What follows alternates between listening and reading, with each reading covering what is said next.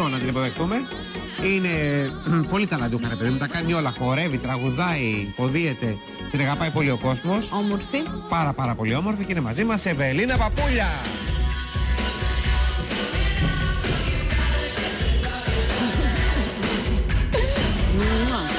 Καλώς όρισες. Τι κάνεις? Καλά, βρήκα ξανά. Κάτσε. Μεγάλη μας χαρά. Τι κάνεις? Καλά. Είσαι έτοιμη για τους δαίμονες? Ναι, είμαστε στην τελική ευθεία τώρα. Είμαστε στις γενικές. Πότε ξεκινάτε, μεθαύριο? 22, ναι. Επισήμως 23. Έχετε άγχος? Έχουμε, αλλά είναι δημιουργικό το άγχος. Δηλαδή είναι θετικό, δεν μας παίρνει από κάτω, αυτό θέλω να πω. Πόσο καιρό κάνετε πρόβες? Είμαστε 2 μήνες τώρα και περίπου. Είναι οι ίδιοι με τους παλιούς δαίμονες, είναι διαφορετικοί? Βλέπουμε και Καμία πλάνα σχέση. από τις πρόβες εμείς. Α, ναι. Για πες. Όχι, δεν έχει καμία σχέση. Ο Γιάννης Παρακλές έχει κάνει μια εκπληκτική σκηνοθεσία, κατά την άποψή μου, πάρα πολύ σύγχρονη.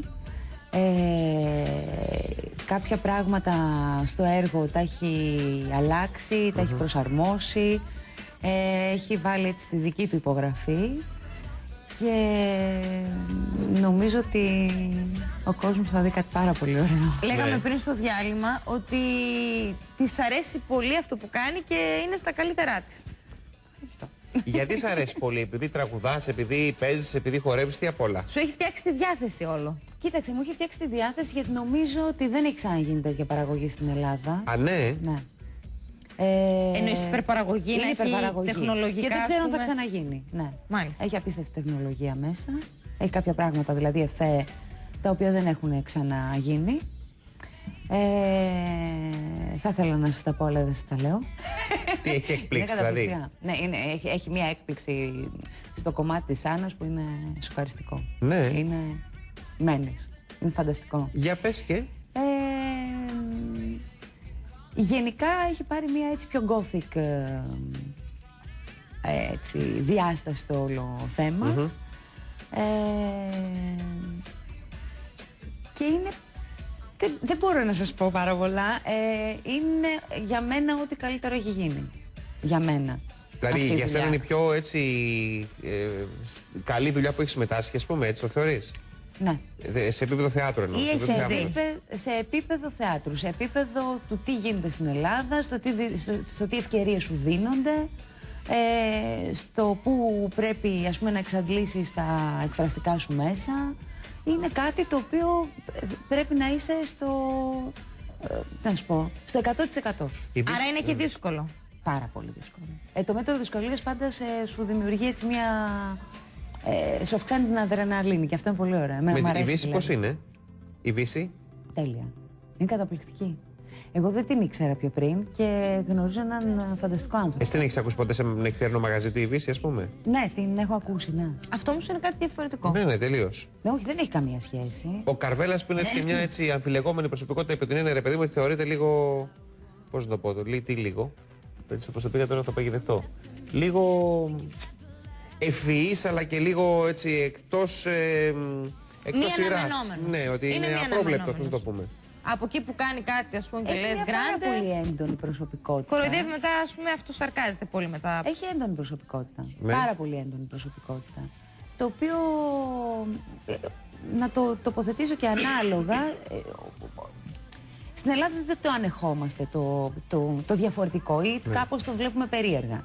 Αλλά από τη στιγμή που είναι ένας τόσο μεγάλος άνθρωπος, Σε ηλικία, τι εννοείς όχι, μεγάλος? μεγάλος σαν μυαλό, σπουδαίος άνθρωπος, έχει κάνει και ανάλογα πράγματα. Με αυτά τα πράγματα μπορεί να παίζει και να κάνει την πλάκα του ανά πάσα στιγμή. Ρε, παιδί Το μου. οποίο κάποιοι μπορεί να θέλουν να το κριτικάρουν. Αλλά είναι. Τι να πω. Είναι ιδιοφυής αυτό που κάνει. Εννοείς είναι ιδιοφυής ως συνθέτης? Σαν προσωπικότητα, πιστεύω. Γιατί είχε βγει κάποτε πριν πολλά χρόνια, νομίζω. Τώρα μπορεί και να κάνω λάθος, αλλά είχε παρομοιάσει τον εαυτό του, είχε πει ότι είμαι ο Έλληνας. Δεν με το Μπετόβεν, είχε πει Μότσαρτ, είχε πει. Κάποιον από τους Βάγκνερ, κάτι είχε πει. Κάποιος είχε πει πάντως από τους μεγάλους μουσουργούς. Είχε πει ότι εγώ για τα ελληνικά δεδομένα είμαι από αυτός, ας πούμε. Δηλαδή, ίσως με τις δηλώσεις του, καμιά φορά λίγο, ξέρεις, προκαλεί αυτό ότι παιχνίδι του είναι. Νομίζω ότι είναι μέσα στα πλαίσια του παιχνιδιού και δεν ξέρω αν έχει αυτοσαρκασμό μέσα, αλλά γιατί να μην το πει κιόλας. Δηλαδή, την άλλη, αυτό που κάνει αποδεδειγμένα είναι κάτι το οποίο το αποδέχεται και ο κόσμος και ξέρει να το κάνει και πάρα πολύ καλά. Τώρα το δηλώνει, νομίζω ότι έχει να κάνει πιο πολύ με το να ψαρώσουν οι άλλοι, παρά, δηλαδή να κάνει την πλάκα του σε σχέση με τους άλλους, παρά με το ότι θέλει να το πει. Κάπως έτσι δηλαδή το. Κοίτα, ο Καρβέλας έχει σίγουρα γράψει πολλές επιτυχίες. Ναι. Δεν το συζητώ. Έχει γράψει όμως και κάποια τραγούδια τα οποία είναι. Δηλαδή, τώρα μπορώ να το. Δηλαδή, με γάτα είναι κάτω, ο κοντός με τη γραβάτα. Του Καρβέλα είναι. Είχε γίνει επιτυχία τότε. Αλλά είναι όμως ένα αστείο τραγούδι. Πώς δηλαδή να του δώσεις μουσικές περγαμηνές. Ναι. Δεν χρειάζεται να πάρει μουσικές περγαμηνές. Παίρνει τους δαίμονες, με τη μάλα. Θέλω να πω ότι άλλο το ένα, άλλο δηλαδή το κάνει άλλο. και την πλάκα του. Δηλαδή έχει τέτοια ευφυΐα, λες ότι μπορεί να κάνει. Δεν ξέρω αν κάνει την πλάκα του. Αυτό που από όσο έχω καταλάβει τουλάχιστον, είναι ένας άνθρωπος που μπορεί να παίζει σε πάρα πολλά επίπεδα. Ναι. Και αυτό και να πετυχαίνει τα πολλά επίπεδα είναι λίγο. Τώρα η Ευελίνα αυτό που ζει, δεν μπορεί να το ξέρει κιόλας. Αλλά εγώ όταν είχαμε καλεσμένη την Άννα Βύση, την είχα ρωτήσει στο διάλειμμα για ένα συγκεκριμένο τραγούδι. Που ο στίχος ήταν προκλητικός. Τώρα το τραγούδι ποιο ήταν, βρε παιδιά? Με το Σουσάν, με το κουλούρι, αυτό το τραγούδι. Με τα ρίχνια των ποδιών σου και τα λοιπά. Και λέω αυτό πώς ο Καρβέλας. Και μου είπε ότι κάνει και χιούμορ, μου είχε πει. Είναι και αυτό. Κάνουμε και την πλάκα μας. Περνάμε καλά το ίδιο. Αυτό που λέει και η Ευελίνα. Κάνει και ο Καρβέλας είναι σε σκηνή πάνω. Όχι, όχι. Α, δεν είναι σε σκηνή. Όχι, όχι. Καθόλου. Είναι ο δημιουργός των Είναι ο δημιουργός. Στις πρόβες έρχεται, είναι συνέχεια εκεί. Ναι. Έχει την ίδια αγωνία με τον Κακλέα που είναι ο σκηνοθέτης, ας πούμε. Ναι.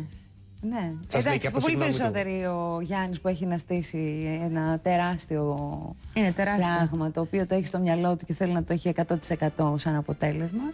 Αλλά και ο Καρβέλας από την πλευρά του ότι όλο το έργο είναι μουσική, τραγούδι, εννοείται ότι και επεμβαίνει και μπαίνει σε μια διαδικασία άγχους στο το αποτέλεσμα να έτσι όπως τι θες θα έρθουν κάτω, πιστεύεις, περισσότερο ότι θα το παρακολουθήσουν? Τι, συγγνώμη?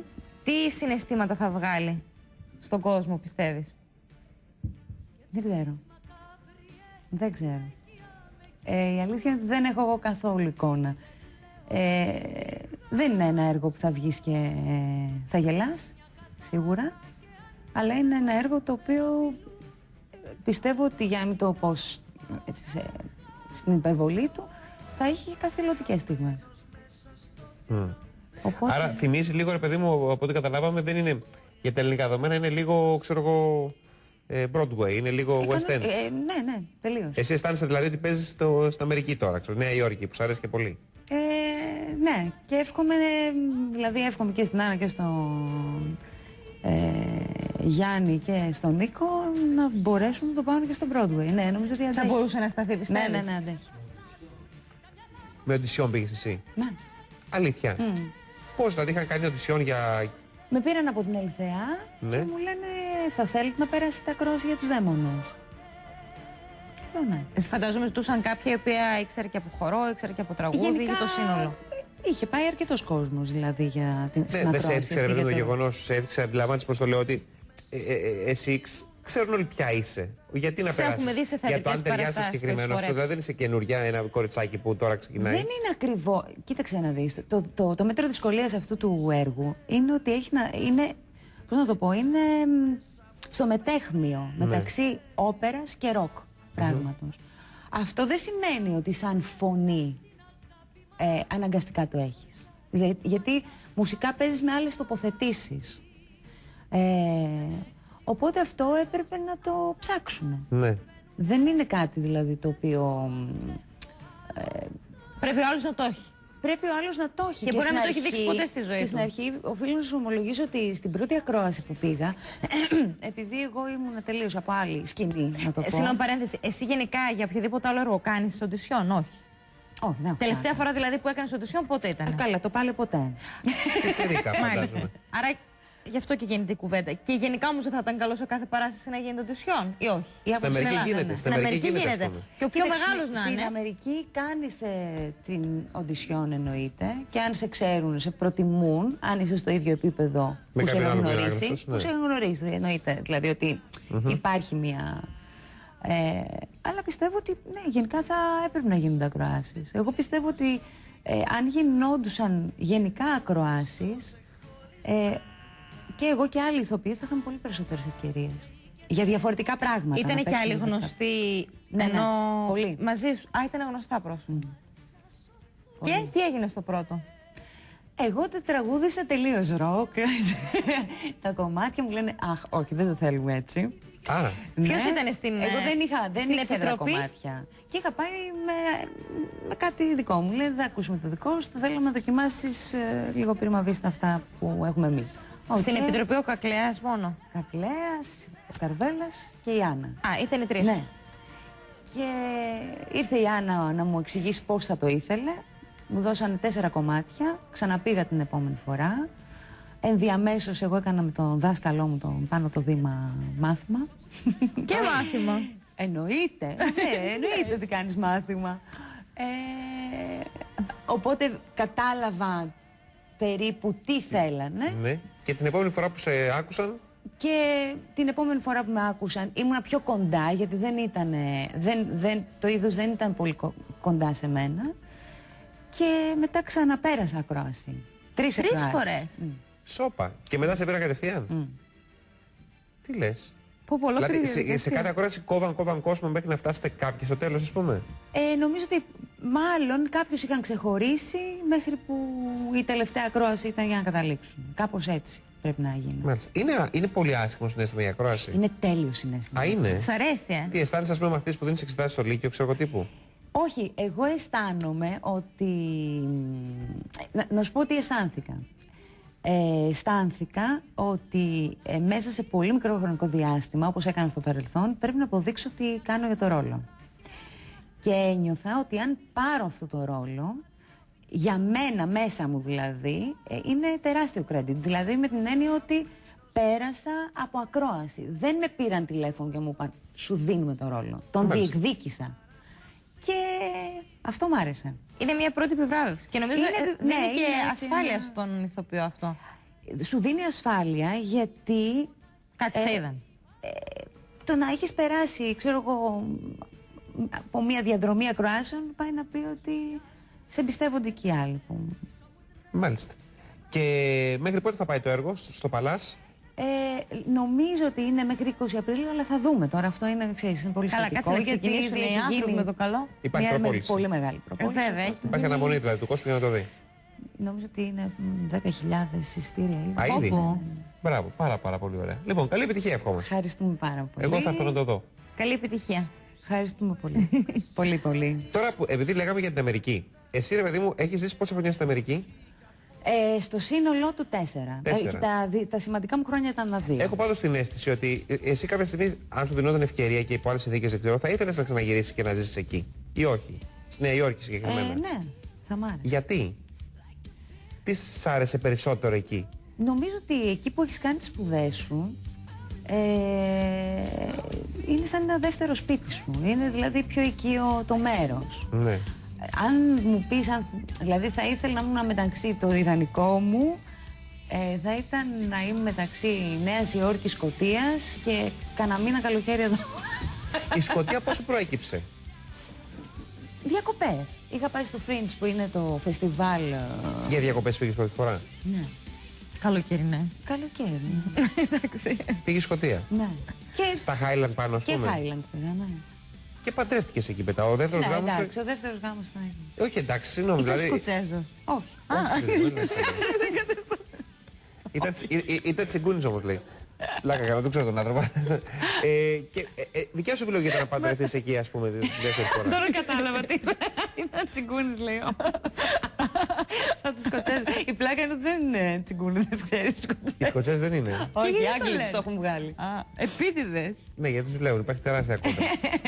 Και δηλαδή τόσο πολύ σε μάγεψε το μέρος αυτό, αυτό εννοώ δηλαδή η Σκωτία. Ναι, για να ναι. πας να παντρευτείς εκεί, ας πούμε. Είναι αυτό που σου λέω, το gothic γενικά, ότι είναι πιο γοτθικό. Εσύ παντρεύτηκες τώρα σε πύργο μέσα, σε κάστρο και τέτοια. Ναι. Ντυμένη πώς? Στα μαύρα. Σκοτσέζα. Ο τότε άντρας φορούσε γκίλτ και τα λοιπά, δηλαδή. Φορούσε γκίλτ Και σοβαρά. από μέσα τίποτα. Όχι, δεν θα ήταν καλό αυτό. Μου κάνεις πλάκα, αλήθεια τώρα. Είχατε ντυθεί Σκοτσέζοι? Ωραίο, Το έχεις ονειρευτεί εσύ αυτό δηλαδή? Κοίταξε να δεις. Πώς είναι ντυμένοι Σκοτσέζοι? Με guilty άντρες, οι γυναίκες δεν ξέρω ποια είναι η παραδοσιακή της στολή. Έχουν. Εντάξει, θα φτιάξει ένα φόρεμα. Γιατί εσένα τώρα, πώς σου άρεσε αυτή η... Τι να σου πω, δεν ξέρω. Κάτι μεταφυσικό συμβαίνει. Ναι. Φοβερό. Ήταν πολύ ωραία πάντως. Πολύ ωραία. Κοίταξε και το λευκό της επιδερμίδας. Και με την κόρη σου που πριν τα φωτογραφία. Όχι, δεν ξέρω που την κάνει. Πάντως δεν την κάνει Ελληνίδα. Δεν είναι η κλασική Ελληνίδα. Ναι, τα χρώματά σου δεν είναι τα κλασικά ελληνικά, όντως. Εντάξει. Ναι. Ούτε η κόρη σου, έχεις κάτι το. Δεν ξέρω. Πάντως ξέρεις, είναι μερικά μέρη που πηγαίνεις και λες. Άρα το ιδανικό για σένα θα ήταν δηλαδή Νέα Υόρκη, Σκωτία και Ελλάδα. Αυτό το. Ναι. Αλλά για δουλειά περισσότερο Νέα Υόρκη. Όταν ζούσες Νέα Υόρκη, πώς ήταν η ζωή σου? Δηλαδή, τι ήσουν, δηλαδή πήγαινες σε μπαράκια, πήγαινες. Είχες λεφτά, δεν είχες λεφτά. Πώς ήταν η ζωή σου τότε εκεί? Ως φοιτήτρια πήγα. Ναι. Εντάξει, ο μπαμπάς μου δεινοπάθησε, η αλήθεια είναι. Οικονομικά. Διέλυσε ο άνθρωπος, γιατί τότε το δολάριο ήταν.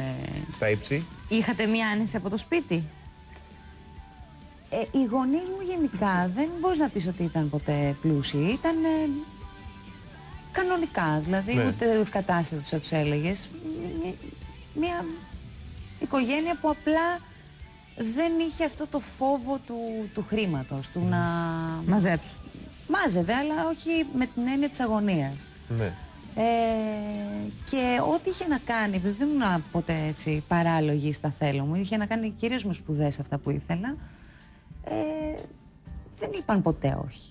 Δηλαδή όταν ήταν να φύγω για Αμερική, ήταν να με πάρουν στη Λυρική, και εγώ είπα ότι δεν θα μπω στη Λυρική, ήθελα να φύγω Αμερική. Ο μπαμπάς μου έπαθε ένα σοκ, δεν το είχε υπολογίσει. Και το ότι δεν το είχε υπολογίσει ήταν έτσι ένα αρκετά μεγάλο κόστος αυτό. Για τον ίδιο. Οικονομικό εννοώ. Οπότε όταν επέστρεψα ήταν ότι, κοίταξε να δεις, δεν με παίρνει άλλο. Πόσα χρόνια κάθισες? 2 είπες? 2 στο σύνολό του. Αλλά πήγαινα γιατί πήγαινα Γκράχαμ, ήμουνα άλλα 2 χρόνια εκεί, αλλά ερχόμουν πιο συχνά. Εσύ τι πιστεύεις ότι είναι το φόρτο σου? Ποιο είναι, πιστεύεις εσύ, Ευελίνα, το τραγούδι, η υποκριτική ή ο χορός? Τι μου αρέσει? Το φόρτε σου, που είσαι καλύτερη, πιστεύεις? Σε τι σου αρέσεις εσύ περισσότερο? Δεν μπορώ να τα ξεχωρίσω. Πάει με το μέτρο δυσκολίας του ρόλου κάθε φορά. Τι έχω να παίξω. Οπότε δεν μπορώ να σου απαντήσω. Δηλαδή έχω παίξει έργα που είναι πολύ δύσκολα και δεν είχαν ούτε χορό ούτε τραγούδι. Οπότε απλά νομίζω ότι με ολοκληρώνει ό,τι έχει να κάνει με μουσικό θέαμα. Νιώθω πολύ οικία. Μάλιστα. Και έχει άλλη ενέργεια. Έχεις χτυπήσει άντρα? Μη μου πατήσεις, έχω δει σε διαφημίσεις. Μου διάβασε μια συνέντευξή σου. Αν έχω χτυπήσει άντρα? Ναι. Έτσι έχω διαβάσει.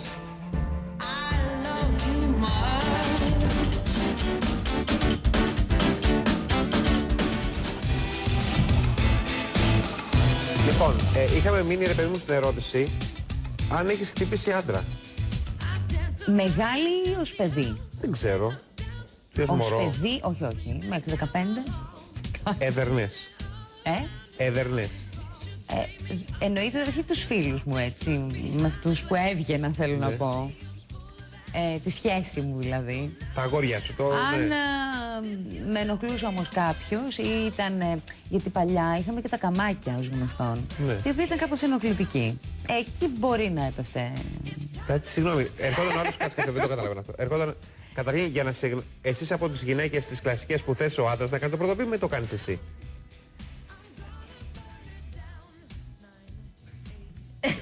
Ευελίνα. Ναι, το χάσα λίγο. Κόλλησα.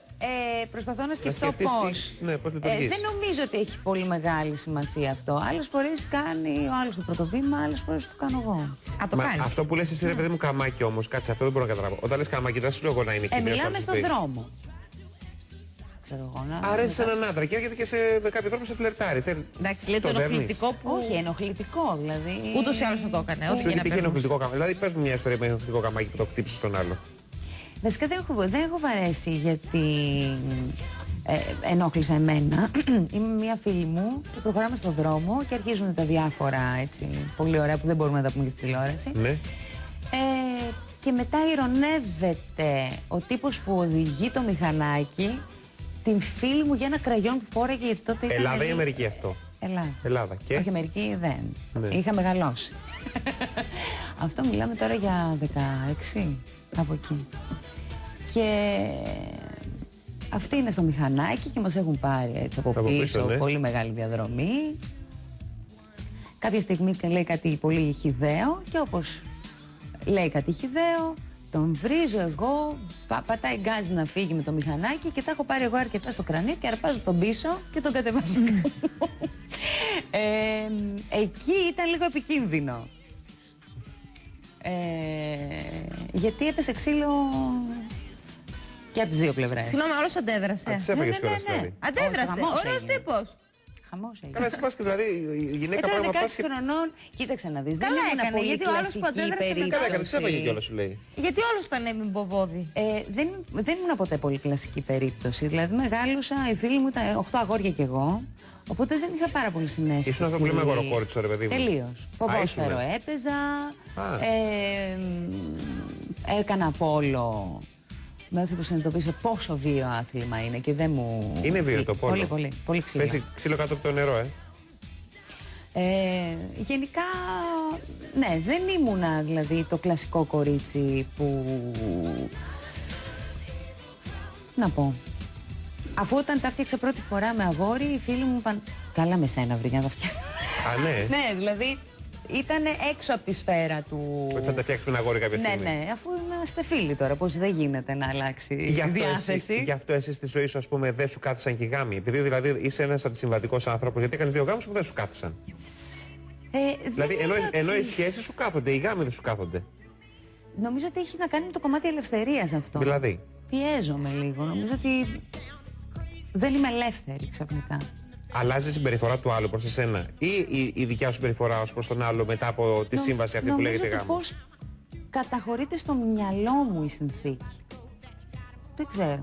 Ενώ δεν βλέπω ελαττώματα στον άλλον όταν είμαι μαζί του. Μόλις παντρεύεσαι, βλέπεις? Μόλις παντρεύομαι, ξαφνικά βλέπω όλα τα ελαττώματα και λέω συγγνώμη, εγώ με αυτά τα ελαττώματα θα ζήσω όλη μου τη ζωή. Κάπως έτσι. Χωρίς να αλλάζει ο άλλος. Χωρίς να αλλάζει ο άλλος. Όλα αυτά, αυτό που είσαι, με το ρόλο που έκανες στο Μέγκα, είναι τελείως διαφορετικό. Έκανες ένα ρόλο. Ναι, με τους δύο είναι άλλο πράγμα. Ναι, εντάξει, δεν έχω και πολύ σχέση με τους ρόλους μου. Συνήθως. Ναι. Αυτός τώρα σ' αρέσει. Ναι, και η Μαρίνα Κουντουράτου μου άρεσε. Είχε μια τρέλα που μου άρεσε πολύ. Και αυτός ο ρόλος τώρα που κάνω. Δηλαδή τη μάγισσα και τη Λόα. Πάρα πολύ. Η κόρη σου είναι όπως ήσουν εσύ μικρή. Τώρα είναι σε αυτή την ηλικία, όχι, είναι όχι. στα 16. Δέρνει κόσμο δηλαδή. Αν χρειαστεί. Αλλά όχι. Δεν είναι. Είναι. Ό,τι έχει να λύσει, το λύνει ξέρεις, μπροστά στον άλλον, με λόγια. Δεν θέλει να έχει τέτοιου είδους κόντρες ιδιαίτερα. Έχει πάρει καλλιτεχνική φλέβα από σένα? Ναι, και ο μπαμπάς της. Ηθοποιός ήταν. Αλλά έχει. Τώρα είμαστε σε μια καλλιτεχνική οικογένεια, οπότε προσλαμβάνουσες είναι τέτοιες που... Ναι, είναι όμως, είναι πάρα πολύ όμορφη, πάρα πολύ όμορφη. Ευχαριστώ. Τρίτο γάμο θα κάνεις, Εύελνα, ή το αποκλείεις πια? Εντάξει, τα στίβομαστε. Και άμα σου γίνει πρόταση γάμου και είσαι καλά με τον άνθρωπο αυτό που θα σου κάνει, θα του πεις όχι γιατί φοβάμαι μη σε χάσω, ας πούμε, ξέρω εγώ? Όχι, δεν έχει νόημα. Εντάξει, δεν ξέρω, είμαι ανώριμη στο κομμάτι αυτό. Μπορεί να οριμάσει κάποια στιγμή. Τώρα σε τι ηλικία δηλαδή να περιμένω? Ξέρεις πότε έρχεται η ορίμανση, πολλές φορές μπορεί να αργήσει να έρθει κάποια στιγμή. Δεν ξέρω. Τώρα να φτάσω 80 χρονών και οριμάσω τότε μπορεί να μου κάνω έκανες ένα γάμο στη Σκωτία, ένα γάμο στην Ελλάδα, σου μένει ένας γάμος στην Αμερική. Λες, Νομίζω πως ναι. Τι να πω, θα δούμε. Όχι, δεν νομίζω ότι θα κάνω. Η σχέση με την κόρη σου ποια είναι? Επειδή ρε παιδί μου είσαι λίγο αντισυμβατική αυτό που λέγαμε. Σαν μάνα είσαι κλασική, ιστερική που αγχώνεται για το παιδί, αν βγει έξω μην αργήσεις, μην κάνεις, μην φτιάχνεις, ή είσαι πιο χαλαρή και λες ότι OK, ο άνθρωπος πρέπει μόνος του να περπατάει και να κοινωνικοποιείται? Όχι, κανόνες έχουμε στο σπίτι. Έχετε κανόνες? Ναι, έχουμε κανόνες. πιστεύω πάρα πολύ στο ότι σε ένα παιδί πρέπει να βάζεις κάποια όρια. Γιατί μόνο του δεν τα βάλει ποτέ. Και δυστυχώς ή ευτυχώς στη ζωή μας βάζουν συνέχεια όρια. Τη μαλώνεις, δεν τιμωρείς δηλαδή? Τώρα είναι μεγάλη. Παλιότερες. Πολύ σπάνια. Να την τιμωρήσω, λέμε τώρα. Ότι δεν θα κάνει αυτό. Για τη ζωή της σου μιλάει, δηλαδή? Περίμενε, συγγνώμη. Επειδή σαν δασκάλα όμως είσαι αυστηρή στη σχολή που. Είσαι αυστηρή σαν δασκάλα. Που διδάσκεις, στον Ιασμό, σωστά? Δεν τους δέρνεις. Και στο Δύο Αθηνών. Δεν τους δέρνεις. Όχι, αλλά μερικές φορές. Ναι, δεν μπορεί. Δεν μπορεί να είσαι αυστηρή δασκάλα και να μην είσαι αυστηρή μέσα στο σπίτι. Εμένα μου κάνεις ότι ήσουν πολύ αυστηρή με την κόρη σου, όχι? Όχι. Δεν είμαι αυστηρή. Απλά θεωρώ κάποια πράγματα πρέπει να γίνονται με κάποιον συγκεκριμένο τρόπο για το καλό το δικό της, όχι το δικό μου. Σου μιλάει για τη ζωή της, για τις σχέσεις της, για τα προβλήματά της, τα λέει ή δεν τα συζητάτε? Όχι, δεν τα λέει. Συνήθως εγώ είμαι το πρόσωπο για τα δύσκολα. Α, ναι. Εσύ για τη δικιά σου ζωή της λες, δηλαδή ότι κάνω αυτό, είμαι με αυτό, ή θεωρείς ότι είναι άβατη η δικιά σου ζωή σε σχέση, δεν πρέπει να την ενδιαφέρει? Όχι, τις λέω, αλλά στην πραγματικότητα δεν έχει λόγο πάνω στη δική μου ζωή, όπως και στο μέλλον δεν θα έχω εγώ λόγο στη δική της. Οι επιλογές ήταν δικές της. Δηλαδή, αν γυρίσει και σου πει μαμά, δεν μ' αρέσει αυτός ο φίλος σου, δεν μ' αρέσει αυτό που κάνεις, δεν μ' αρέσει αυτή η επιλογή σου, θα σε επηρεάσει ή θα πεις ότι είναι δικιά μου επιλογή και να αναβάλουν το κόστος της? Πάντα ρωτάς το γιατί. Γιατί δεν σε αρέσει αυτό? Ακριβώς. Πρέπει να υπάρχουν σοβαροί λόγοι, γιατί ένα παιδί μπορεί να πει ότι δεν του αρέσει τίποτα. Δηλαδή, δεν είναι εύκολη η ισορροπία αυτή. Διάβασα μια συνέντευξη στο πρώτο θέμα που λες ότι εσύ έχεις μια ροπή, σου αρέσουν οι άνθρωποι, σε εγωιτεύουν οι άνθρωποι που έχουν να κάνουν με μουσική. Ναι. Γιατί? Δεν ξέρω, έχουν ένα διαφορετικό τρόπο σκέψης, ένα πιο μαθηματικό τρόπο σκέψης. Καταλαβαίνουν το χιούμορ τους πιο εύκολα. Έχουν μια ταχύτητα. Είναι γρήγοροι. Σαν μυαλά. Και μπορούν να κάνουν πολύ πιο εύκολα παρέα μαζί τους από ένα άλλο επάγγελμα. Άρα για σένα πολύ βασικό στο σύντροφό σου είναι να μπορείς να κάνεις και. Είναι αυτό που λέμε ο τρελός ο έρωτας, το πάθος κτλ. Ή να μπορείς να κάνεις και παρέα βασικό και να σε εγωιτεύει το μυαλό του, το αυτό του κτλ. Για μένα βασικό κομμάτι είναι να κάνω παρέα. Δηλαδή το πιο βασικό για μένα είναι να μπορώ να κάνω παρέα με τον άλλο. Γιατί πώς θα είσαι με τον άλλο αν δεν σου αρέσει η παρέα του? Ρε παιδί μου, είναι κάποιοι επειδή αποκόβονται τα πράγματα. Υπάρχουν ζευγάρια που έχουν μια ερωτική έλξη σεξουαλική μόνο και βλέπεις όλη την άλλη ώρα τρώγοντας, και τους ενώνει μόνο αυτό. Ναι. Ο καθένας όπως τη βρίσκεται. Ναι. Και αυτά έχουν περάσει από τη ζωή όλων μας, πιστεύω. Δεν είναι. Αλλά είναι αυτό λίγο βαρετό μετά από είναι... κάποια στιγμή. Ναι. Θεωρώ ότι το πιο βασικό κομμάτι, πέρα από το ερωτικό που πρέπει να υπάρχει, εννοείται, γιατί διαφορετικά δεν έχει κάποιο νόημα. Η σχέση είναι φιλική. Πιστεύω ότι βασικό είναι να μπορείς να βγεις και αν θες να βγεις μόνος σου με το πρόσωπο αυτό, να φάτε, να περάσετε ωραία και να έχετε να πείτε πράγματα. Δηλαδή, ναι, νομίζω ότι το φιλικό και το ερωτικό πρέπει να είναι πολύ μαζί. κοντά. Ναι. Μάλιστα. Να πούμε λίγο για την παράσταση. Ποιοι άλλοι είναι? Ο Παναγιώτης Πετράκης. Με πολύ περίεργο μαλλί ο Παναγιώτης Πετράκης. Γιατί την παράσταση το έχει κάνει έτσι? Ναι. Έχει βάλει extension πίσω. Είναι τελείως rock η μορφή του. Πολύ διαφορετικός. Πάρα πολύ ωραίος. Μου αρέσει πάρα πολύ με το μαλλί αυτό. Είναι εξαιρετικό στο ρόλο του Ντάνιελ. Μ' αρέσει δηλαδή που παίζουμε μαζί. Τα σκηνικά τα έχει κάνει ο Παντελιδάκης. Η Βαχλιώτη έχει κάνει τα κοστούμια. Η Ντεκό έχει κάνει τα φώτα. Ο Δημητριάδης έχει κάνει τα βίντεο. Και παίζει και ο Νικόλας ο Καραγιαούρης που κάνει τον ιερό εξεταστή και η Μαρία Γράμψα κάνει την κουβερνάντα, που είναι δύο άνθρωποι που είναι από τον χώρο του κλασικού τραγουδιού, λυρική δηλαδή, και είναι καταπληκτική. Είναι... Εγώ παίρνο, δηλαδή ειδικά ο Νικόλας και η Μαρία, με διαφορετικό τρόπο, εμένα μου έχουν βοηθήσει πάρα πολύ στο κομμάτι το οπερετικό. Δηλαδή είναι σαν να... είναι τα αυτιά μου με έναν τρόπο. Μάλιστα. Ξέρεις, δηλαδή λέω αυτό ήταν καλό, ξέρεις, είναι πολύ καλά παιδιά και γνώστες του αντικειμένου. Μετά από αυτό τι, έχεις σκεφτεί, έχεις... Μετά τι θα κάνω. Ναι. Υπάρχουν κάποιες κουβέντες. Τηλεοπτικές ή... Τηλεοπτικές... όχι. Υπάρχει κάτι έτσι που δεν ξέρουμε αν θα γίνει. Θεατρικά κάποια πράγματα κουβεντιάζω, αλλά μέχρι να ξεκινήσω νομίζω ότι δεν έχω το μυαλό δηλαδή για να πω ότι θα κάνω τώρα μια παύση για να σκεφτώ το τι θα γίνει μετά. Είμαι πολύ αφοσιωμένη σε αυτό που κάνω. Κάτι? Με τη Ζαν The Band θα κάνουμε σίγουρα live, που τώρα έχει γίνει παύση λόγω των προβών.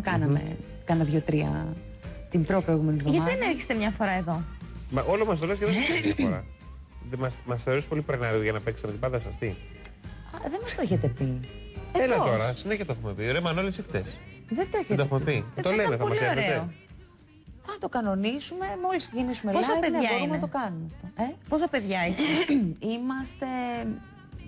Η μπάντα είναι 4 άτομα και εμείς παίζουμε μεταξύ 2 και 3. Και δηλαδή, τι λέτε? εγώ και ο Αποστόλης ο Ψυχράμης είμαστε, ή έχουμε κι άλλη μια κοπέλα μαζί. Τι λέτε? Κυρίως αυτή τη στιγμή, το φετινό μας πρόγραμμα είναι κυρίως διασκευές, ροκ, μορφή, punk, κάποια δίσκο που τα έχουμε κάνει πειράξει. Έχουμε κάνει κάποιες τρελές διασκευές. Ο αγαπημένος τραγουδιστής ποιος είναι εσένα? Ο Nick Cave. Ο Nick Cave. Δεν τον λες πολύ τραγουδιστή. Ναι, εντάξει. Γιατί δεν μπορείς να πεις τη φωνή, λυρική ή οτιδήποτε, αλλά μου αρέσει ο τρόπος που λέει την ιστορία. Αυτό για μένα είναι πολύ σημαντικό, να ακούς την ιστορία από τον άλλον. Και ο αγαπημένος ηθοποιός? Μάλκοβιτς. Ο Μάλκοβιτς. Σου άρεσε πάντως ο άνθρωπος που έχει μια τρέλα? Ναι, Είναι θέλω το μάτι λίγο να... Το μάτι θες λίγο να γυαλίζει. Ναι. Το καταλάβαμε. Ευχαριστούμε πάρα Καλή πολύ. επιτυχία στις δαίμονες, Ευελίνη. Ευχαριστούμε πάρα πολύ. Ελπίζω να μην ξέχασε τώρα κανέναν. Ζητώ συγγνώμη αν έχω ξεχάσει κάποιον. Δεν το κάνεις σκοπίμως, οπότε παραγράφετε. Γιατί έχουμε και νέα παιδιά που είναι καταπληκτικά. Και πιστέψτε με, μαθαίνουμε κι εμείς από τα παιδιά που έχουμε. Ευχαριστούμε πάρα πολύ, Ευελίνα. Καλή επιτυχία. Θα σας απολαύσουμε.